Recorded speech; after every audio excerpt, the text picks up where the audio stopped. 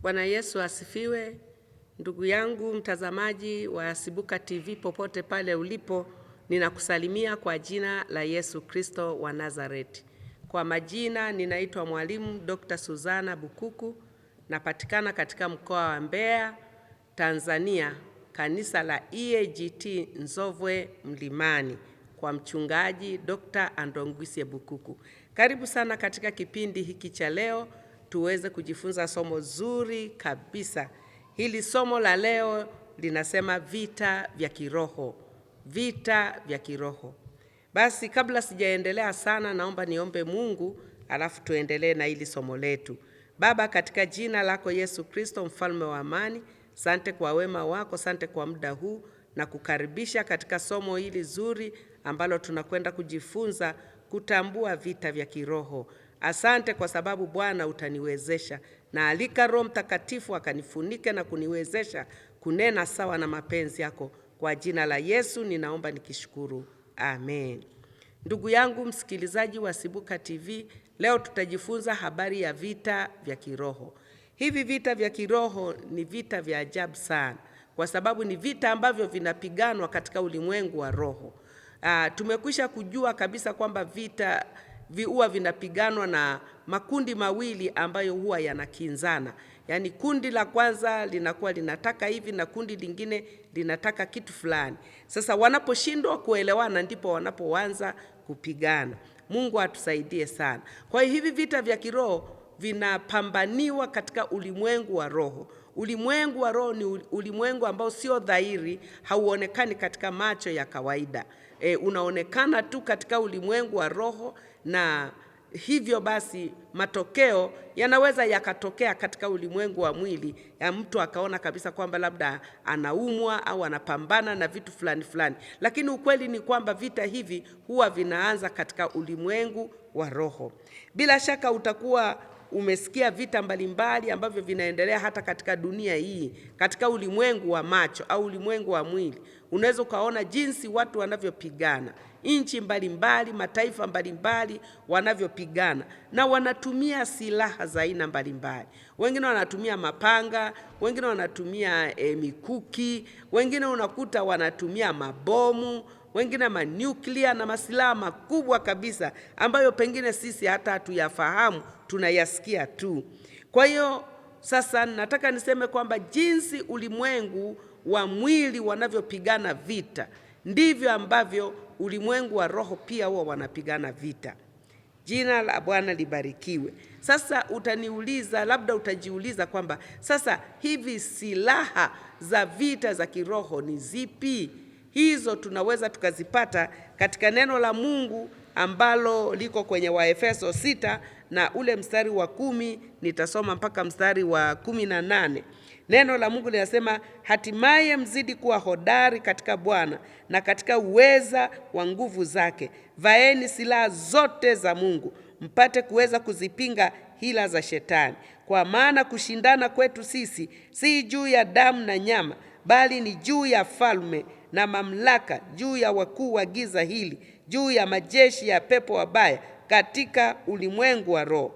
Kwa sababu hiyo, twaeni silaha zote za Mungu, mpate kuweza kushindana siku ya uovu, na mkiisha kuyatimiza yote kusimama.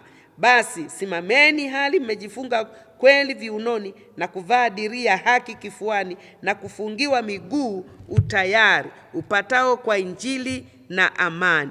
Zaidi ya yote mkitoa ngao ya imani, ambayo kwa hiyo mtaweza kuizima mishale yote yenye moto ya yule mwovu. Tena ipokeeni chapeo ya wokovu na upanga wa Roho, ambao ni neno la Mungu. Kwa sala zote na maombi mkisali kila wakati katika Roho, mkikesha kwa jambo hilo na kudumu katika kuwaombea watakatifu wote. Haleluya, haleluya. Hapa tunaona Mtume Paulo akiongea na kanisa la Waefeso, akiwaambia kwamba mzidi kuwa hodari katika Bwana na katika uweza wa nguvu zake zote. Na anasema vaeni silaha zote za Mungu. Unaona, Mungu naye anazo silaha. Lakini silaha hizi za Mungu, ukweli ni kwamba zinapiganwa katika vita ya ulimwengu wa kiroho, ulimwengu usioonekana katika macho haya.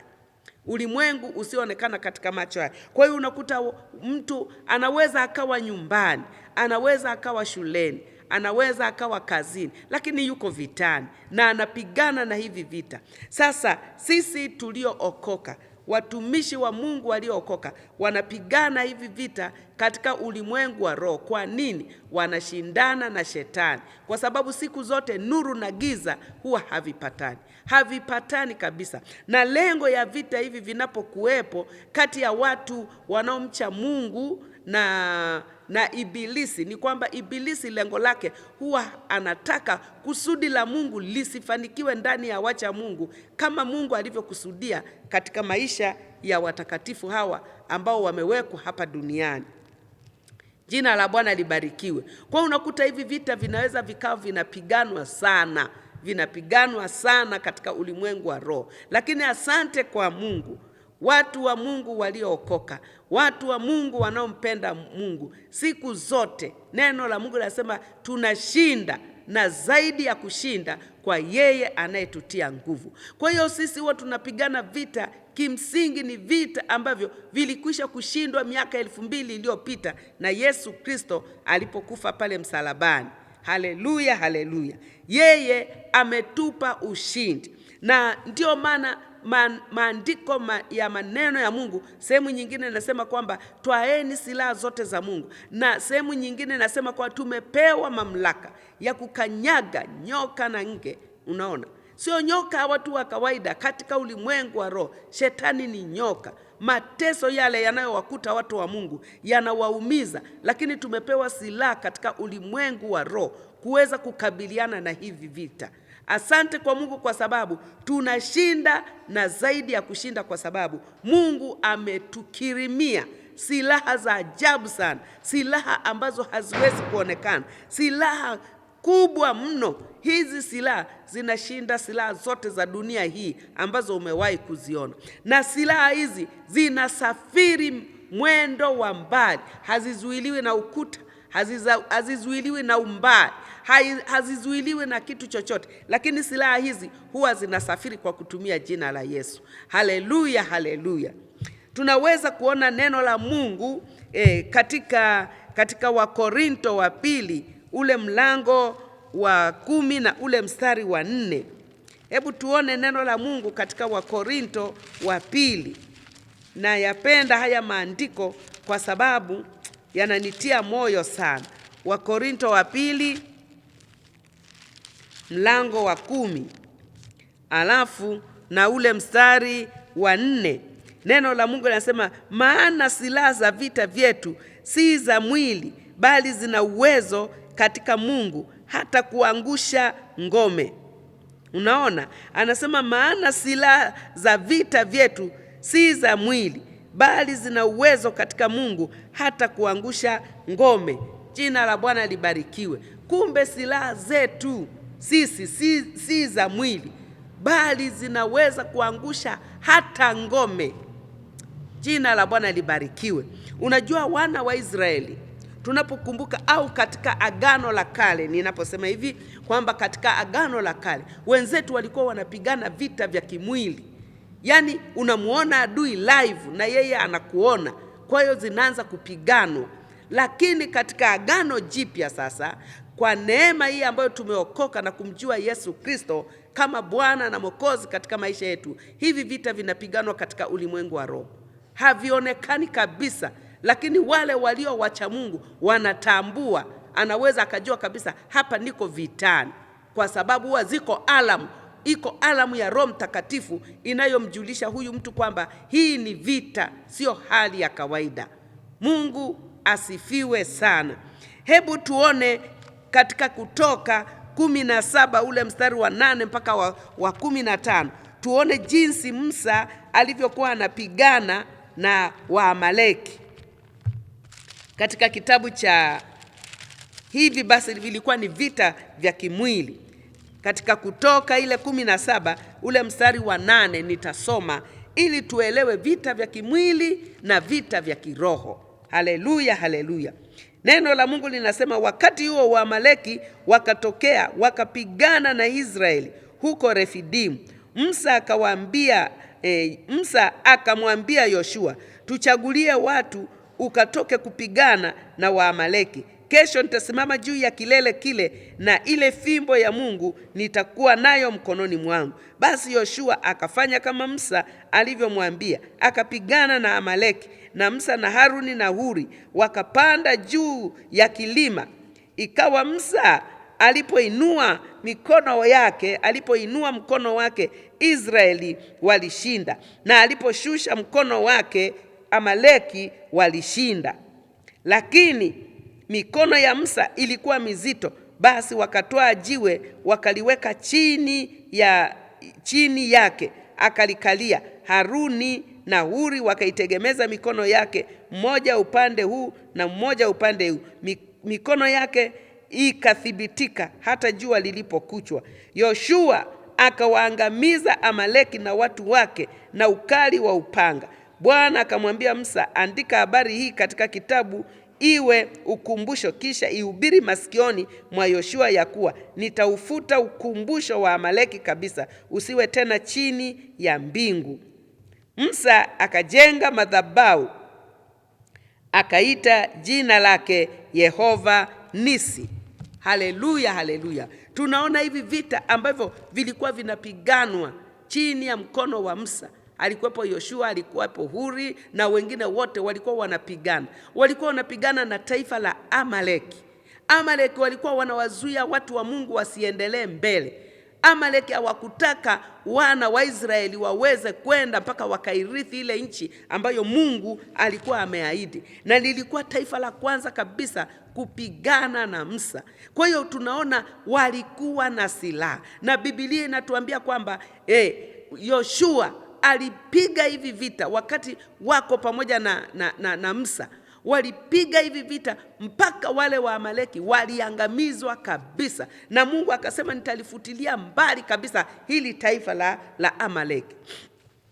Bwana Yesu atukuzwe sana. Kwa hiyo tunaona hivi vita vilikuwa ni baina ya mtu na mtu, yani watu na watu, na zilikuwa zinapigwa, na hawa walikuwa wanashinda kwa kutumia neno la Mungu na kutumia kile ambacho walikuwa wanaagizwa wafanye nini, waache nini. Jina la Bwana libarikiwe. Pia unaweza ukaona kwa habari ya Daudi. Wengi wamesoma habari za Daudi. Daudi aliweza kupigana na Goliath. Walifesiana, yani walikabiliana uso kwa uso, lakini tunaona Daudi alishinda baada ya kutumia lile kombeo alilokuwa nalo. Akamwambia Goliath, wewe unanijia kwa fumo na mikuki na silaha mbalimbali, lakini mimi nakuijia kwa jina la Bwana wa majeshi. Ukweli ni kwamba vita hivi vilikuwa vimeanza katika ulimwengu wa roho, lakini baadaye vikadhihirika katika ulimwengu wa mwili, ndipo wakaanza kupigana katika kimwili. Na asante kwa Mungu, tunaona Daudi alishinda. Sasa hivi vita viko katika ulimwengu wa roho. Nafundisha somo linalosema vita vya kiroho. Hivi vita vya kiroho ni vita vya hatari sana, kwa sababu unapigana na adui ambaye haonekani, lakini kwa kupitia neno la Mungu unaweza ukamjua huyo adui ni nani, na ukapigana na huyo adui na ukashinda. Haleluya, jina la Bwana libarikiwe. Mwaka 1919 Mungu alinisaidia nikawa nimeenda katika nchi ya Israeli. Tulipoenda katika ile nchi ya Israeli, tukaenda kupanda katika mlima fulani kwenye ule mji wa Jerusalem. Tukaonyeshwa bonde kubwa la Armageddon. Lile bonde kubwa limewekwa kwa ajili ya vita vya mwisho, vita vikuu, vita ambavyo vya mpinga Kristo vitapiganiwa katika uwanja huo wa Armageddon. Kwa sababu ukisoma neno la Mungu unaona kwamba hapo katika vita hivyo yatakuwepo mataifa ambao watakuwa wanapigana na wana wa Israeli. Lakini lile bonde ni bonde kubwa sana. Hakuna nyumba iliyojengwa wala hakuna kitu chochote ni bonde limeandaliwa kwa ajili ya vile vita. Hivi vita vitakuwa vinaonekana. Vitakuwa ni vita vya macho. Macho kwa macho, watu wanaonana mwili kwa mwili. Lakini leo nataka tujifunze vita vya kiroho. Hivi vita vya kiroho jamani, vinatembea chini kwa chini, na wanaoshinda ni wale tu wenye jina la Yesu Kristo. Wanaoshinda ni wale waliojikita katika neno la Mungu. Wanaoshinda ni wale waliompokea Yesu Kristo awe Bwana na Mwokozi katika maisha yao. Haleluya! Kwa hiyo hivi vita ni vita vya ajabu, lakini asante kwa Mungu tumepewa jina la Yesu Kristo. Na unaposoma katika Isaya ile 54 mstari wa 17, neno la Mungu linasema kila silaha itakayoinuka juu yako haitafanikiwa, na kila ulimi utakaoinuka juu yako utahesabu kwamba ni mkosa. Kwa kila silaha yoyote katika ulimwengu wa roho inayoandaliwa kwa ajili ya watoto wa Mungu huwa hazifanikiwi kabisa, kwa sababu huo ndio urithi wa watumishi wa Mungu walioitwa na Mungu kwa jina lake. Kwa hiyo unapokuwa na hizo silaha hiyo ni jina la Yesu. Ili uwe na kibali cha kutumia silaha hiyo, ni sharti umeokoka, ni sharti unampenda Yesu, ni sharti umpokee Kristo kama Bwana na Mwokozi katika maisha yako. Hapo ndio hiyo silaha unaweza ukaitumia, lakini vinginevyo hutakuwa na uhalali wowote wa kutumia hiyo silaha na ukashinda. Kwa hiyo kama mtu hana Yesu katika maisha yake, lazima ashindwe. Nakumbuka miaka fulani nilikuwa ninaishi na kijana mmoja. Huyo kijana alikuwa anatusaidia kuchunga mifugo. Nataka nikuambie kitu ambacho ni kweli, mwana wa Mungu.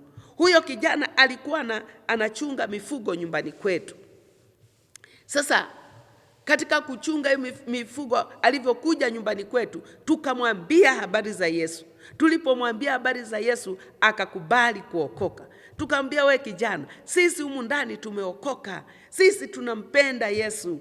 Ili uwe salama, mpokee Yesu awe Bwana na Mwokozi katika maisha yako. Unajua tunaishi katika dunia iliyochanganyikiwa, mwana wa Mungu. Tunaishi katika dunia iliyochafuka, iliyojaza maovu ya kila aina. Tunaishi katika dunia hiyo. Lakini pamoja na kwamba tunaishi katika dunia hii, ukiwa na Yesu unakuwa mshindi. Ukiwa na Yesu utashinda tu, hata katika dunia iliyochanganyikiwa, dunia iliyoharibika, dunia ambayo inawayawaya. Biblia inasema inawayawaya kama machela na itaanguka, haitainuka tena. Katika dunia hii watu wanaweza kushinda.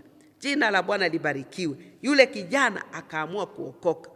Alipookoka sasa akaendelea na wokovu, tukiwa tukifanya ibada za jioni kabla ya kwenda kulala, tunafanya ibada pamoja, Siku moja akaniambia, akasema, mama, mimi nashukuru kuingia kwenye nyumba hii. Nikamwambia, kwa vipi? Akasema, namshukuru Mungu, nimeingia kwenye nyumba hii. Tangu nimeingia nimewahi kufanya kazi hii mahali pengine, lakini kule nilikokuwa nafanya walikuwa hawajaokoka na mimi sijaokoka. Kwa hiyo usiku wa manane ninaposhtuka usingizini, nikishtuka nakuta meno yote yameondolewa, hakuna jino hata moja. Yaani mdomo unakuwa kama kibogoyo, hakuna jino hata moja.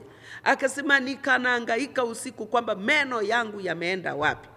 Lakini anapokuwa ikifika saa 11 alfajiri, analala usingizi, anakuwa amejisahau kidogo. Anaposhtuka saa 11 alfajiri, anakuta meno yamerudi. Unaona, huyu kijana alikuwa na vita ya kiroho katika ulimwengu wa roho.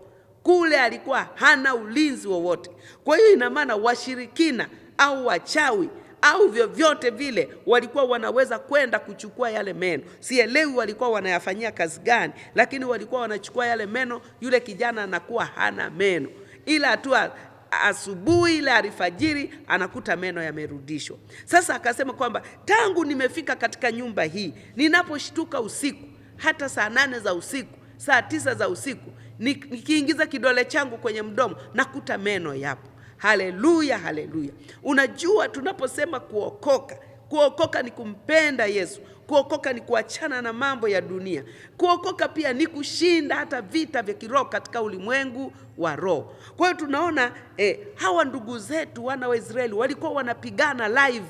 Yaani zinapigwa, watu wanaona kabisa waliokufa wamekufa na walioshinda wameshinda. Lakini katika ulimwengu wa roho sasa, Sisi tuliokoka katika kanisa la Mungu tunapigana hivi vita katika ulimwengu wa roho, havionekani, lakini tunapotumia jina la Yesu Kristo ndipo ushindi unapokuwepo. Haleluya! Sasa hebu tuone hizi silaha za Mkristo. Jina la Bwana libarikiwe. Tuone hizi silaha za Mkristo, kwamba ili Mkristo aweze kushinda vita vya kiroho ni lazima awe na silaha hizi. Sasa labda niseme hivi kwamba kabla sijaanza kuzifafanua hizi silaha ambazo ziko kwenye hiki kitabu cha Waefeso, unajua ninachotaka kusema hivi kwamba vita tulio nayo ni kali sana.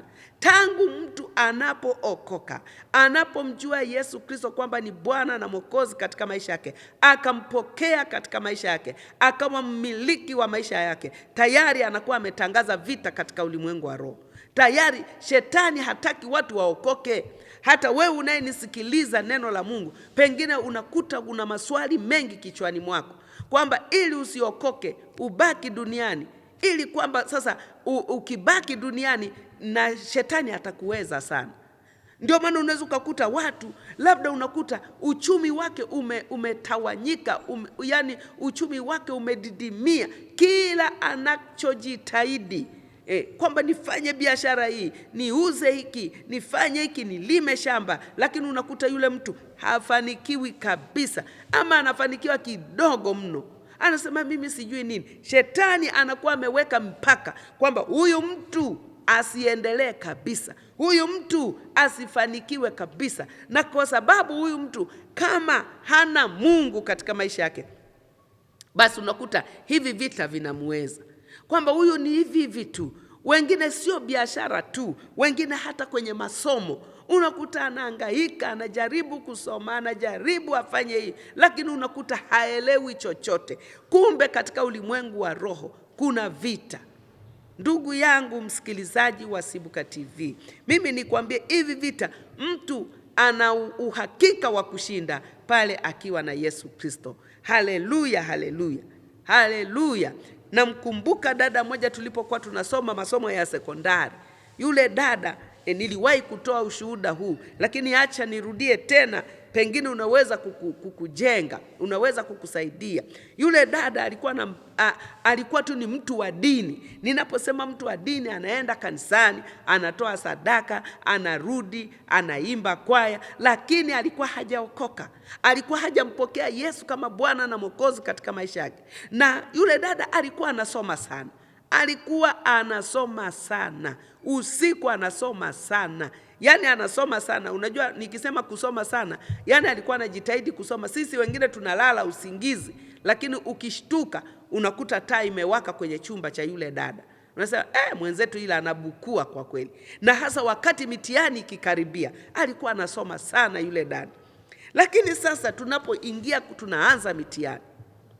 Tunapoingia kwenye mitihani, mkitoka tu nje ya mitihani, huwa kawaida wanafunzi wasema, hivi swali fulani uliliweza? Swali fulani uliliona? Ndio nililiona.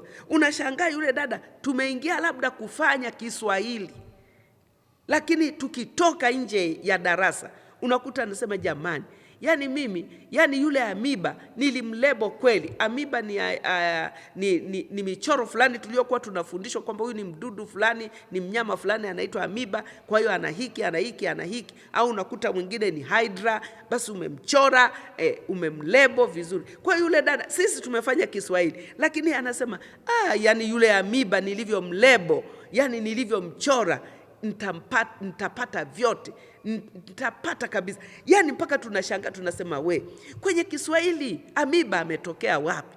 Au hydra ametokea wapi? Nafikiri kwa wasomi watakuwa wananielewa, waliosoma biolojia watakuwa wananielewa. Sasa yule dada tunamsikitikia, tunaambia, mbona tumefanya Kiswahili? Mbona hatujafanya biolojia? Unaona, huyu dada alikuwa na vita kali katika ulimwengu wa roho, ila na vilikuwa vita vile vinamshinda yule dada. Alikuwa anashindwa kabisa kwa sababu alikuwa na dini, hakuwa na Yesu. Ni Yesu peke yake anayeweza kukushindia vita vya kiroho. Haleluya, haleluya. Kwa hiyo tukamshuhudia yule dada, tukamwambia, dada, mpokee Yesu. Mpokee Yesu. akakubali, akampokea Yesu Kristo. Alipompokea Yesu Kristo, tukafanya utaratibu, tukampeleka kanisa la kiroho ili akaombewe. Alipoenda kuombewa, yale mapepo yakalipuka, yakawa anasema tulitumwa na bibi yake tuharibu akili zake, asielewe chochote darasani. Unaona, asante kwa Mungu, yule dada akapona na ni mtumishi wa Mungu mpaka leo. Haleluya, haleluya. Lakini sasa alikuwa amepona wakati ndio tunaingia form 4. Ilikuwa ni ngumu sasa kuweza kurejea yale ya nyuma ayasome vizuri, maana si mtihani inaenda na muda na vidato vinaenda na muda. Kwa hiyo yule dada akaanza kusoma form 4, ndio akaanza kuelewa kwamba hiki kinaenda hivi, hiki kinaenda hivi, hiki kinaenda hivi. Kwa hiyo ina maana kwamba yule dada akafaulu, akafaulu katika kiwango fulani ambacho hakupata 0, lakini akawa amefaulu. Bwana Yesu asifiwe sana. Na zamani ulikuwa ukifaulu kwa kiwango hicho, unaweza ukapangiwa kazi, ukapewa hata cheti. Kwa hiyo, lakini nakumbuka ushuhuda huyo dada. Aliteseka form 1, ameteseka haelewi. Form 2 haelewi. Form 3 haelewi. Anaposoma pale anaelewa, lakini anapoingia kwenye mtihani, shetani anabadilisha mtihani. Shetani anabadilisha makaratasi. Anabadilisha instruction zote. Hebu fikiria, hata angekuwa mtoto wako, unajisikiaje? Unajisikia vibaya kabisa. Unajisikia vibaya kabisa. Lakini hivi ni vita vya kiroho, katika ulimwengu wa kiroho. Kama angelikuwa ameokoka, pengine tungelimfundisha kwamba unakemea kwa kutumia jina la Yesu ili uweze kufanikiwa. Tumia jina la Yesu. Lakini uhalali wa kutumia jina hili mpaka uwe umeokoka. Kwa hiyo vita ni vingi. Unaweza ukakuta ndoa imeparanganyuka, watu wanagombana, mke na mume wanagombana. Kumbe katika ulimwengu wa roho kuna vita ya kiroho. Kuna watu wamesema hao wasije wakapatana, wasije wakapatana hata siku moja. Unaona, unakuta wanagombana, wanandoa, ndoa hazisimami.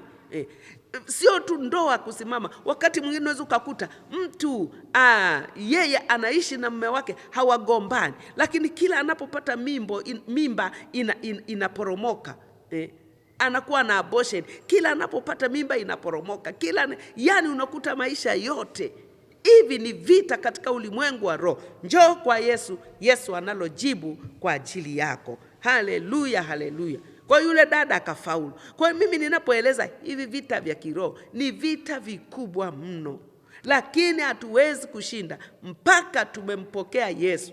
Ukimpokea Yesu awe sehemu katika maisha yako, ndiye atakukabidhi sasa hizi silaha katika vita hizi za ulimwengu wa roho.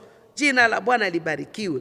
Kwa hiyo hivi vita mapambano yake yako wapi hasa? Yako kwenye fikra na ufahamu katika ulimwengu wa roho. Kwa hiyo lazima huyu mtu ajikite kwenye neno la Mungu. Ni lazima Mkristo, lazima kama we ni mchungaji, kama we ni askofu, kama wewe ni dada, binti, mdogo wangu, mama yangu, usimame katika kweli ya neno la Mungu. Hapo ndipo utakapoweza kushinda. Jina la Bwana libarikiwe. Bwana Yesu asifiwe sana. Hebu tuone sasa hizi aina za silaha za Mkristo katika kitabu hiki tulichosoma. Silaha ya kwanza inaitwa kweli, inaitwa mvae kweli kiunoni. Kweli ni silaha kubwa sana katika maisha ya Mkristo. Kweli ni msingi wa maisha ya Mkristo. Mkristo anatakiwa kuishi katika ukweli, uaminifu na kuepuka uongo. Yaani uwe mkweli, kweli yako iwe kweli, sio yako iwe sio, ndio yako iwe ndio. Usichanganye mambo, usichanganye mafaili kwenye wokovu. Unaenda kanisani, unafanya vitu, lakini unakuwa muongo. Watu wamekuwa waongo mpaka hata kwenye mafungu ya 10. Mtu anakuwa amepata kipato hiki, kama mwana wa Mungu anatakiwa atoe sehemu ya 10. Hiyo ni imani yetu sisi. Haleluya. Atoe sehemu ya 10. Unakuta ametoa kidogo, hatoi yote. Ina maana ni uongo. Silaha ya kweli haiwezi kufanya kazi katika maisha yake. Au unakuta kwamba baba na mama ameoa, ana mke, ana watoto, lakini mama sio mkweli, baba sio mkweli. Unaona, anatoka nje, anatembea nje huko. Sasa hii silaha haiwezi kufanya kazi. Kwa hiyo tunapoambiwa mvae kweli kiunoni, mvae kweli kiunoni. Ukweli wa neno la Mungu humfanya mtu awe imara. Haleluya! Anasema hali mmejifunga kweli kiunoni. Pia katika Yohana 17 mstari wa 17 neno la Mungu anasema uwatakase kwa ile kweli. Neno lako ndio kweli. Uwe mkweli, mwana wa Mungu, uwe mkweli. Ukiokoka uwe mkweli, usiseme uongo. Wakati mwingine unakuta mtu ameenda kanisani lakini au hajaenda kanisani. Ukimuuliza kwa nini ukufika kanisani, sasa nilikuwa najisikia vibaya, nilikuwa naumwa. Kumbe hata sio ugonjwa. Ni lazima tuwe wa kweli katika neno la Mungu. Jina la Bwana libarikiwe. Kwa hiyo kweli ulikuwa ni mshipi kwa askari wa Kirumi wakati huo. Walipokuwa wanaenda kupigana, hao Warumi wanapoenda kupigana, walikuwa wanafunga mshipi kiunoni. Anavaa kweli kiunoni. Ule mshipi, ule mkanda ni aina ya silaha. Haleluya! Ile ni aina ya silaha. Yaani unakuta kwamba askari anapokuwa amezidiwa, labda hana silaha, lakini ule mkanda aliofunga kiunoni ni silaha kamili. Kwa wanajeshi na maaskari watanielewa kwamba ule mkanda ni silaha. Haleluya! Sasa neno la Mungu linasema umefunga kweli kiunoni. Inamweka mtu kuwa stable. Anaposimama, ile posture yake, anakuwa amesimama imara kupambana na ibilisi. Na ndio maana tukiwa na kweli tutamshinda shetani. Tutamshinda shetani. Watoto, vijana, tuseme kweli kwa wazazi wetu, tuseme kweli kwa ndugu zetu, tusiweke uongo. Unajua hata mtu akienda kuiba anasema uongo. Mtu akienda kufanya uzinzi anasema uongo. Nilikuwepo hapa, kumbe alikuwa kwa mchepuko. Sasa hiyo kweli inakuwa haipo katika maisha ya mwanadamu. Inakuwa haipo. Huyo mtu anakuwa amejaa uongo. Hii silaha inakuwa haikufai. Lakini kwa mwana wa Mungu, ili uweze kushinda, lazima ujifunge kweli kiunoni. Jina la Bwana libarikiwe. Bwana Yesu asifiwe. Silaha ya pili ni dirii ya haki. Haki hulinda moyo wa Mkristo. Haki inalinda moyo wa Mkristo. Kuishi maisha matakatifu na ya haki humsaidia Mkristo kushinda majaribu. Haki ya Kristo hutufunika mbele za Mungu. Tuwe tumevaa dirii ya haki. Waefeso 6:14. Tuvae dirii ya haki. Uwe na haki. Unajua ukiwa mtu wa haki, hata kama kuna uovu ulifanyika mahali, wakasema tulimwona fulani amefanya namna hii, kwa sababu wanamjua ni mtu wa haki, wanasema hapana, haiwezekani. Yule mtu hawezi kufanya 1, 2, 3, ni mtu wa haki. Haleluya! Hataki ile mizengwe, vitu vya kuzunguka. Ni mtu wa kweli na mtu wa haki. Haki itamtetea mtu. Kwa hiyo haki ulinda moyo wa Mkristo, ili moyo uwe na amani mbele za Mungu. Moyo wako uwe na mahusiano mazuri mbele za Mungu kwa sababu ya haki. Haleluya! Jina la Bwana libarikiwe. Silaha ya tatu inasema viatu vya injili ya amani. Tuwe tumevaa utayari katika miguu yetu. Ni viatu vya injili hiyo. Mkristo anapaswa kuwa tayari kuhubiri injili na kuleta amani. Bwana Yesu asifiwe. Jamani, somo hili ni zuri. Ni somo nafundisha silaha za Mkristo, lakini somo kubwa ni vita vya kiroho. Kwa hiyo huyu mtu akiwa na utayari katika kuhubiri, kwenda kushuhudia nyumba kwa nyumba, kuhubiri katika mikutano, kuambia rafiki zake habari za wokovu, hivi viatu vitamsaidia. Sasa maaskari wa Kirumi walivaa mabuti, na hata maaskari wa kawaida wanapoenda vitani hawezi kwenda peku, anavaa viatu.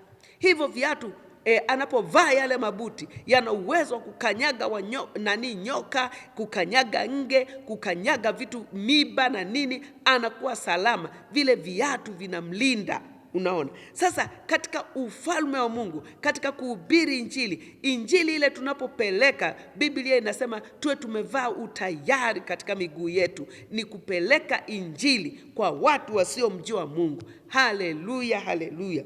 Hivyo viatu vitamlinda huyo Mkristo, anapaswa kuwa tayari kuhubiri injili. Viatu vinaonyesha utayari wa kwenda popote kwa ajili ya Mungu. Tunakanyaga miiba, tunakanyaga nyoka, tunakanyaga sumu mbalimbali, tukiwa tumevaa miguu yetu utayari tupatao kwa injili. Haleluya. Yeyote anayehubiri atajilinda na uovu, labda kama ana mipango yake yeye mwenyewe isiyo wazi anayoijua yeye, lakini injili kama injili, tukihubiri injili kwa nguvu, tukihubiri habari za Yesu Kristo kwamba Yesu anaokoa, hiyo injili itakuwa inakulinda kwanza wewe mwenyewe. Jina la Bwana libarikiwe. Bwana Yesu asifiwe sana. Silaha ya 4 inaitwa ngao ya imani. Ngao ya imani. Biblia inatuambia kwamba mwenye haki wangu ataishi kwa imani, naye akisitasita, moyo wa Mungu unakuwa hauna furaha kabisa juu yake. Kwa hiyo tunatakiwa kuishi kwa imani, kumwamini Mungu na neno lake, kumwamini Yesu Kristo na neno lake, kuamini ahadi za Mungu kwamba Mungu anaweza kufanya mambo makubwa ya ajabu. Haleluya, haleluya. Sasa mtu anapoamini, imani inakuwa ni ngao. Kwa hiyo unapoona watu wanaenda kupigana vita, kulikuwa na ngao ambazo zinatengenezwa. Unakuta mtu ameshika ngao ili kama mshale unakuja huko anakinga namna hii kukinga kifua chake, kama unakuja anashika namna hii anakinga kichwa chake ili awe salama. Anatumia ngao ya imani. Imani ile humkinga Mkristo dhidi ya mashambulizi ya shetani. Mashambulizi katika ulimwengu wa roho yako mengi katika ulimwengu wa roho, mashambulizi. Lakini tukivaa hii ngao ya imani, hakika tunashinda na zaidi ya kushinda. Haleluya. Huyu Mungu ni wa ajabu. Huyu Yesu ninayemhubiri ni wa ajabu. Ili neno lake ni la ajabu. Amini neno lake. Amini neno lake. Amini neno lake. Kwamba tunapotumia imani, Mungu anatusaidia. Haleluya, haleluya. Mungu ni wa ajabu sana. Mungu ni mwaminifu sana. Jina la Bwana libarikiwe. Bwana Yesu asifiwe. Sisi tuliokoka hatuna hirizi, hatuna mzizi, hatuendi kwa waganga wa kienyeji, hatutumii kisaidizi chochote. Tunaamini neno la Mungu peke yake, kwamba neno linatulinda. Tangu nimeokoka, tangu nimempokea Yesu Kristo kuwa Bwana na Mwokozi katika maisha yangu, jamani, huu muda niliookoka mimi ninaokaa ndani ya Yesu Kristo ni zaidi ya miaka kama 45. Na mhubiri Yesu Kristo kama Bwana na Mwokozi katika maisha yangu. Nimeona katika maisha yangu nikiwa binti sijaolewa, nilitumia neno la Mungu, naamini neno la Mungu. Na baada ya kuolewa, mimi na mume wangu tunatumia neno la Mungu. Tunamwamini Mungu 100%, tunamwamini. Hatuna mzizi, hatuna irizi, na tuko salama, na tunakuwa salama, maana tumezingirwa na uweza wa Mungu, tumezingirwa na nguvu za Mungu. Jina la Bwana libarikiwe. Hata tunapoumwa, tunapougua, bado tunapoliitia jina la Yesu, tunaamini kabisa Mungu atatusaidia. Hata tunapoenda hospitalini, wakati mwingine labda hospitalini wanashindwa, lakini tunaporudi na kumwambia Mungu, Mungu anaonekana kama Mungu aliyeumba mbingu na nchi, ambaye hajawahi shindwa. Haleluya. Yesu Kristo ni yeye yule jana, leo na hata milele. Hajawahi badilika. Hajawahi badilika. Kwa hiyo ni kumwamini tu, ni kumwamini huyu Mungu. Bwana Yesu asifiwe sana. Nakumbuka nilipokuwa jeshini, nilitumia ngao ya imani katika mazingira hayo. Kwangu yalikuwa ni magumu sana, hayakuwa mepesi ndugu yangu. Kwanza ukizingatia kwamba nilikuwa binti, nilikuwa katika ile kambi niliyokuwa niko, kambi ya Ruvu JKT. Sasa tulikuwa kwa mujibu wa sheria unakaa mwaka mzima. kama kuruta miezi 6, alafu mingine ya compulsory miezi 6, mwaka mzima unakuwepo pale unahenya. Sasa kule tulikuwa tunafundishwa mbinu nyingi za kijeshi, kazi nyingi, kazi ngumu, yani za kujitoa mhanga ili ufanye hizo kazi, na wengi walikuwa wanashindwa hizo kazi. Mimi nikwambie, zilikuwa ni ngumu, ni kazi nzito. Unashangaa wewe umewekewa unaenda kwenye majaruba ya mpunga kwenda kupalilia humo ndani kuna nyoka, kuna ruba, kuna wadudu fulani walikuwa wanang'ata. Alafu gudulia la uji linawekwa mwisho wa shamba, kwamba itakuwa ni juhudi yako kulifikia lile gudulia la uji. Ufanye kazi umeinama hapa mpaka kulifikia lile gudulia la uji. Kwa hiyo ina maana unatolea majani, unang'oa, unaenda mpaka huko. Sasa zile kazi mimi kwangu zilikuwa ni ngumu sana, kwa sababu kwanza mazingira niliyozaliwa nilikuwa sijawahi fanya kazi kama hizo. Kwa hiyo zilikuwa ni ngumu. Hakuna aliyekuwa anaziweza kwa uwepesi, ni Mungu tu alikuwa anatuwezesha ili ulifikie gudulia la uji. Na gudulia la uji ina maana ulifikie, kwa sababu njaa inauma, inabidi ukazane mpaka uende kule. Unaona? Kwa hiyo tunafanya kazi ngumu, mara kwenda kukata kuni, mara sijui kufanya nini, unaona. Kwa hiyo mimi nikiwa binti nimeokoka, niliutunza ubinti wangu jeshini. Haleluya. Niliutunza usichana wangu jeshini. Nilisema sitaki kumfanya Mungu dhambi ya aina yote, dhambi ya uzinzi wala dhambi ya aina yote. Nitasimama katika kweli. Sasa nikafika mahali nikawa nimepangiwa kwenda kugadi mahali fulani potri. Nilipoenda kule umeme ulikuwa umekatika, nikaondoka na silaha yangu, oda imetoka kwamba natakiwa kwenda kugadi kule. Nilipoondoka kwenda kugadi kule, mazingira yalikuwa magumu. Nilikuwa na kagodoro kangu, nikaenda na silaha yangu, lakini kabla ya kwenda huko kuna dada mmoja ameokoka, alikuwa anaitwa Imani. Ni mtumishi wa Mungu, sijui sasa hivi yuko wapi, lakini yule dada alikuwa anampenda Mungu. Nikamwambia, dada, nimepangiwa potri, kule hakuna umeme, alafu yani ni giza, sielewi nitalindaje, na masaa niliyopangiwa ni kuanzia saa 8 mpaka saa 12, sielewi nitafanyaje. Yule dada akanikumbatia, akasema ngoja tuliitie jina la Yesu. Tukaliitia jina la Yesu. Tulipoliitia jina la Yesu akaniambia nenda.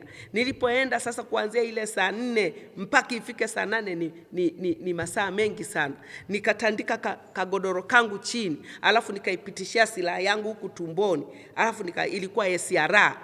Basi nikailalia ile silaha. Ini kesi kwamba kama adui atakuja nikiruka nikimbie na silaha yangu, kwa sababu silaha ikiibiwa una cha kujibu. Nikasema hapo unaweza kupelekwa kwenye Ukonga, gereza la Ukonga, ukafungwa huko. Mungu atusaidie sana. Nikaenda nikawa nimelala.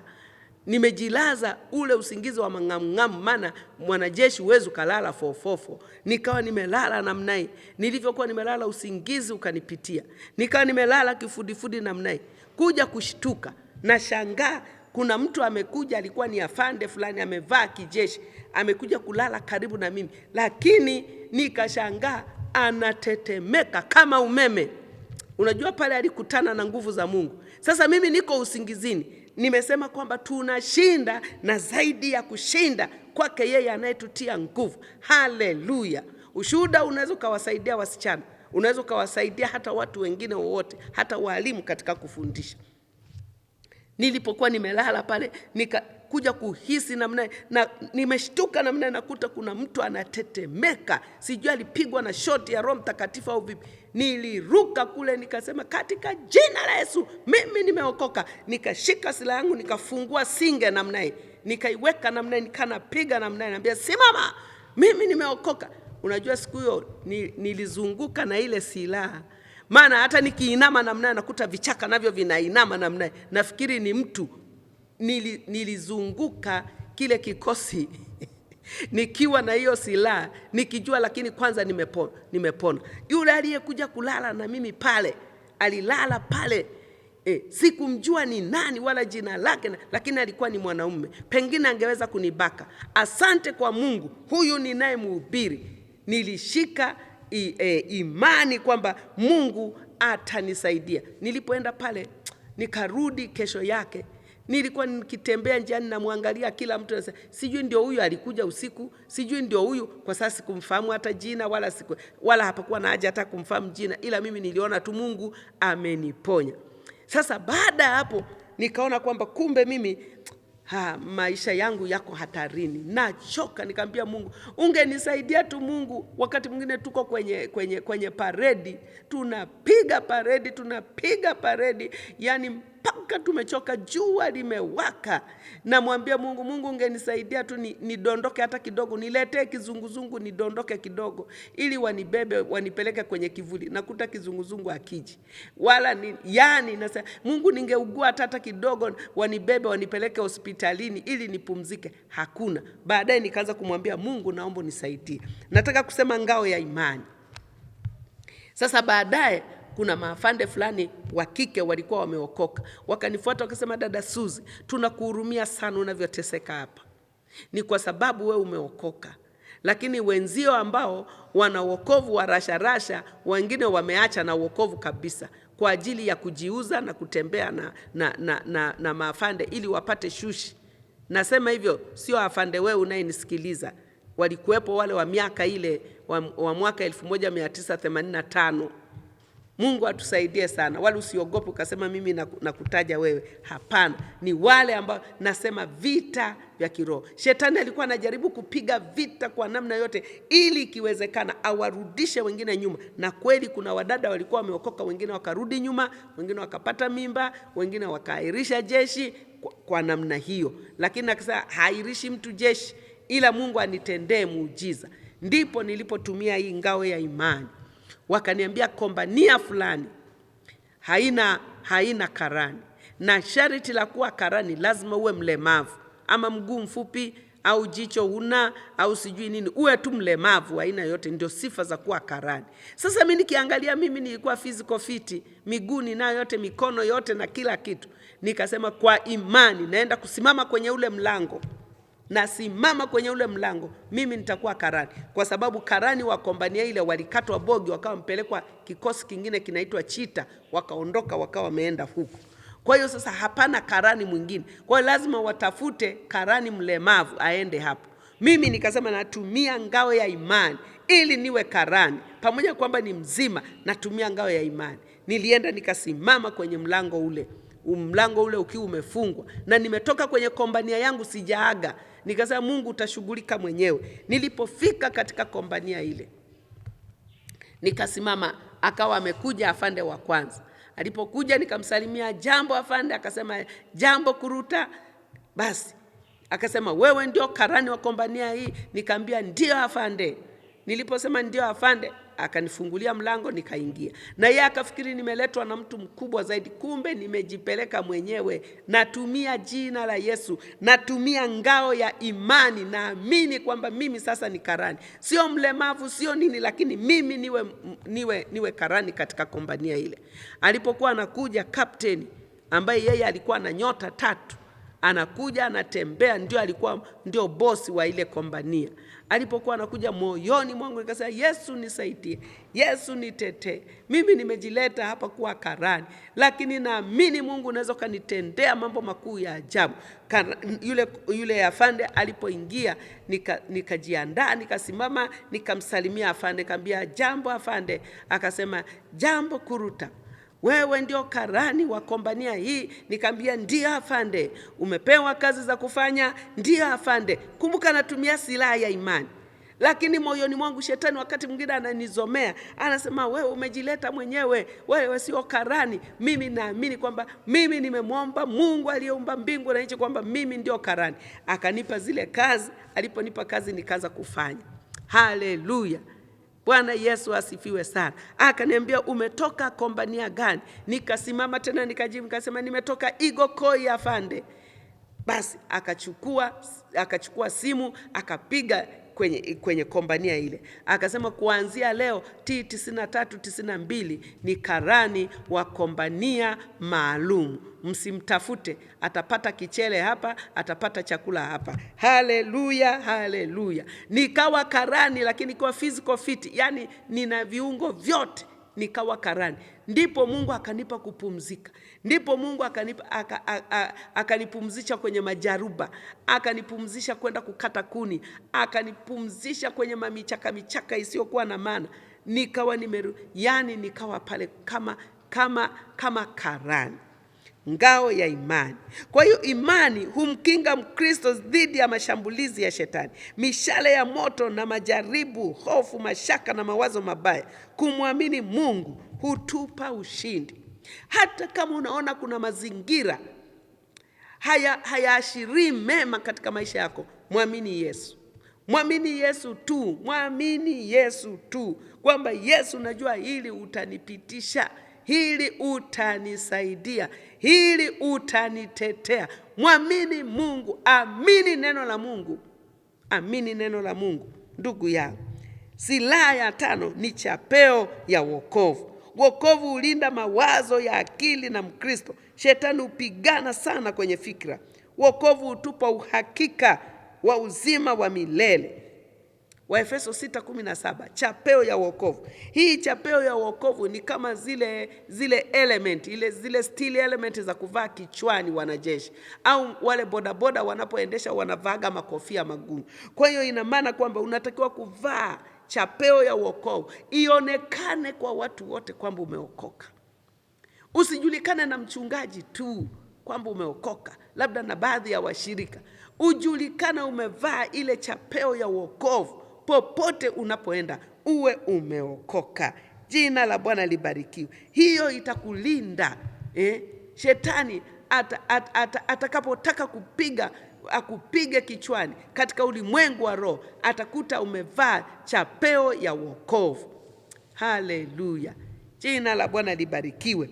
Tunatakiwa kumwamini Mungu isivyo kawaida. Tunatakiwa tuvae chapeo ya wokovu ili tuweze kushinda vita vya kiroho. Vita vya kiroho haviwezi kupiganwa hivi mpaka Mkristo umeokoka. Umeokoka, umempokea Yesu awe Bwana na Mwokozi katika maisha yako. Haleluya. Uwe umeokoka. Ukiwa unampenda Yesu, ukawa mkweli, ukavaa ngao ya imani, ukavaa viatu vya Injili, ukavaa dirii ya haki, ukavaa kweli kiunoni, wewe unakuwa mshindi. Haleluya, haleluya. Silaha ya 6, upanga wa Roho, neno la Mungu. Hii ndio silaha ya kupigana kwa kutumia neno la Mungu. Neno la Mungu lina nguvu ya kushinda majaribu na uongo wa shetani. Yesu Kristo alitumia neno la Mungu kumshinda shetani jangwani, na upanga wa Roho ambao ni neno la Mungu. Kwa hata shetani alipoenda kumjaribu mwana wa Mungu, kwamba ukiwa wewe ndio mwana wa Mungu, badilisha ili jiwe ili liwe mkate. Unaona, alisema imeandikwa. Imeandikwa, mtu hataishi kwa mkate tu, bali kwa kila neno linalotoka katika kinywa cha Mungu. Unaona, kwa Kristo mwenyewe, kwa sababu ni neno na alikuwa amejaa neno, kwa hiyo anapotumia neno anamshinda ibilisi. Haleluya. Kwa hiyo tunapotumia neno la Mungu, pengine labda unaumwa, sasa sema neno la Mungu. Katika Isaya 55 ule mstari wa 5D unasema kwamba kwa kupigwa kwake mimi nimepona. Kwa hiyo unapotumia neno la Mungu, shetani anakupiga hivi kwamba unaumwa, lakini wewe tumia neno la Mungu kwamba kwa kupigwa kwake mimi ni mzima. Tumia neno la Mungu, tamka. Hata kama unaona kichwa bado kinauma, hata kama unaona labda tumbo bado linauma, tumia neno la Mungu. Haleluya. Imeandikwa katika Mathayo 16:19 kwamba tazama, nimekupa funguo za ufalme wa Mungu, kufunga yote yaliyofunguliwa na kufungulia yote yaliyofungwa. Tumia neno la Mungu. Kwa hiyo upanga wa Roho ambao ni neno la Mungu ni silaha kubwa sana, kwamba shetani, imeandikwa mimi ni mzima. Hata kama shetani anakuhubiria kwamba wewe utakufa, hutapona, mwambie Zaburi 118 mstari wa 17 unasema kwamba mimi sitakufa, Mimi nitaishi niasimulie matendo makuu ya Mungu. Kwa hiyo unapotumia neno la Mungu ndivyo unavyoshinda katika vita hivi vya kiroho. Unaambia shetani, wewe ni muongo, ulishindwa na Bwana Yesu msalabani kwa kutumia neno la Mungu. Haleluya. Silaha nyingine ni maombi. Maombi ndio nguvu inayounganisha silaha zote. Maombi ndio nguvu inayounganisha silaha zote. Mkristo anatakiwa kuomba kila wakati kwa uongozi wa Roho Mtakatifu. Kuwa na sala zote na maombi, mkisali kila wakati katika Roho. Unaona, sisi tuliookoka kuna wakati tunaomba kwa akili na kuna wakati tunaomba katika Roho. Tunapoomba katika Roho ni kule kunena kwa lugha, kwamba tumejazwa nguvu za Roho Mtakatifu. Kwa hiyo unapoendelea kuomba, kumbe Mungu anapeperusha vita vyote vya kiroho katika ulimwengu wa roho kwa kutumia yale maombi katika Roho. Jina la Bwana libarikiwe. Bwana Yesu asifiwe sana. Nakumbuka nilipokuwa chuoni nikiwa binti, nilipofika katika chuo kile hapakuwepo na mtu aliyeokoka, na nilimwomba Mungu hivyo kwamba niende katika chuo ambacho hakuna mtu aliyeokoka, ili mimi nihubiri habari za Yesu, nione kama kuna mtu ataokoka, alafu wale watu wakishaokoka niwasaidie, niwalee kiroho, niwe mchungaji wao. Na ndivyo nilivyofanya. Nilijiweka mwenyewe kuwa mchungaji, Roho Mtakatifu akiwa shahidi. Sasa kile chuo kilikuwa ni chuo cha kijeshi. Kwa hiyo nikanafika pale na ubiri habari za Yesu, kwamba Yesu anaokoa, Yesu anaponya. Sasa siku moja nikiwa ni bwenini, sikio nilikuwa nimechoka sana. Nikasema yani leo nitaomba maombi ya kujikabidhi. Maombi ya kujikabidhi ni maombi tunasema, Bwana Yesu, najua wewe mwenyewe nimechoka, mimi naomba nilale. Basi nikawa nimeomba maombi ya kujikabidhi. Sasa nilipoanza kuomba, nilikuwa nimekaa pale kitandani, nikavuta blanketi langu nikajifunika vizuri, yani niko tayari kwa kulala, ili kwamba saa 12 asubuhi bigula litakapokuwa limepigwa, yani kengele itakapokuwa imepigwa, ni kutupa blanketi na kunyanyuka na kuanza kukimbia kwenda kwenye tukio, kama ni kwenda kwenye mchaka au nini. Sasa nikaanza kuomba. Nilipoanza kuomba, kumbe Roho Mtakatifu alijua kesho yake kwamba mimi kwangu itakuwa ni ngumu, kwamba nitakuwa na vita sana.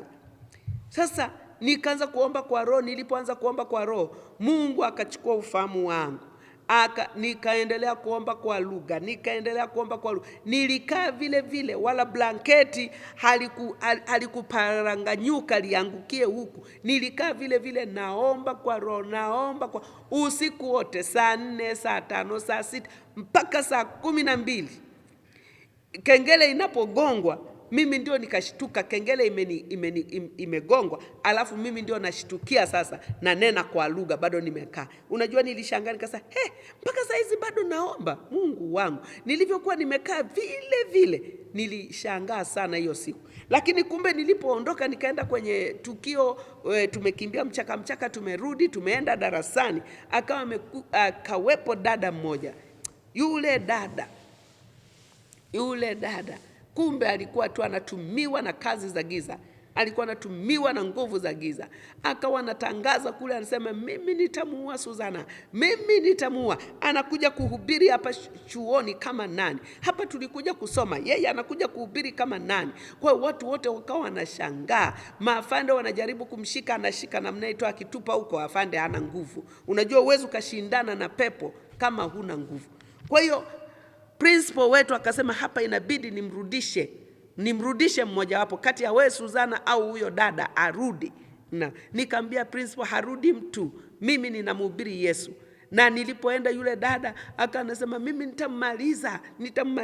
Kwa hiyo maafande walikuwa wanajaribu kunilinda mimi kwamba huyu dada kwanza ni mwembamba, alafu yule alikuwa bouncer, si hatammaliza kweli. Nikamwambia hafi mtu hapa.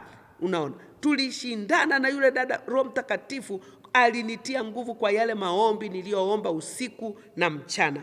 Asante kwa Mungu. Asante kwa Bwana Yesu.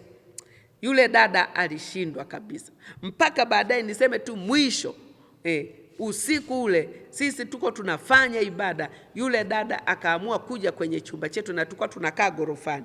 Alipoingia, rafiki zangu wote waligandia ukutani, kila mtu anataka kukimbia anatokea wapi na ameingilia kwenye ule mlango. Nikasema tu mimi siongei na pepo, nataka niongee na huyu dada. nikamtaja jina lake.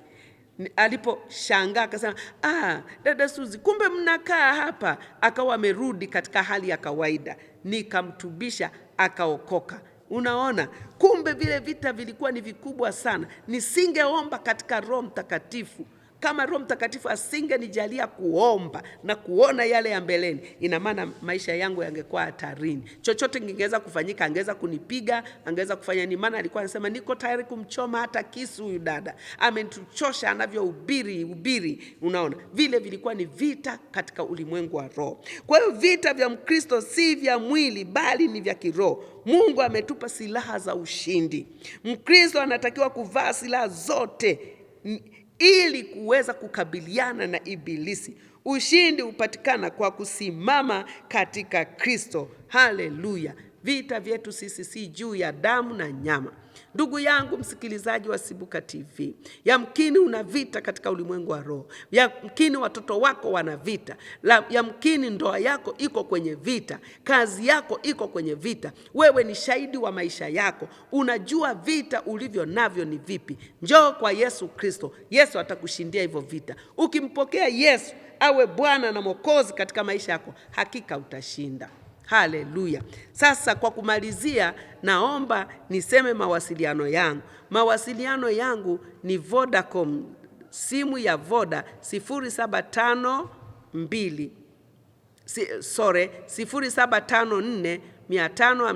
0754-552-889. Nitarudia tena 0754-552-889. Pia unaweza ukanipata kwenye YouTube yetu ya Sibuka TV. Unaweza ukanipata katika somo hili vita vya kiroho, au pia unaweza ukanipata katika akaunti yangu ukiandika tu Mwalimu Dr. Suzana Bukuku, basi unaweza ukanipata. Ndugu yangu msikilizaji wa Sibuka TV, napenda niombe na wewe ambaye una vita vya kiroho. Lakini kabla ya hapo, naomba unifuate maombi haya ili uokoke umpate Yesu. Sema, Bwana Yesu, nakuja kwako. Mimi ni mwenye dhambi. Naomba unisamehe. Naomba uniokoe. Nimekukimbilia wewe uwe Bwana na Mwokozi katika maisha yangu. Asante kwa kuniokoa. Katika jina la Yesu ninaomba nikishukuru. Pia niombe na wewe ambaye umekuwa na vita. Baba, katika jina lako Yesu Kristo, muangalie mama yule, muangalie baba yule, ana vita kali katika ulimwengu wa roho. Amepambana, ameshindwa. Wakati mwingine amepoteza vitu vingi kwa waganga wa kienyeji. Lakini upo Yesu unayeokoa, upo Yesu unayeponya. Namleta mbele za uso wako, naomba umhurumie, umsaidie. Kwa jina la Yesu Kristo ninaomba nikishukuru. Amen.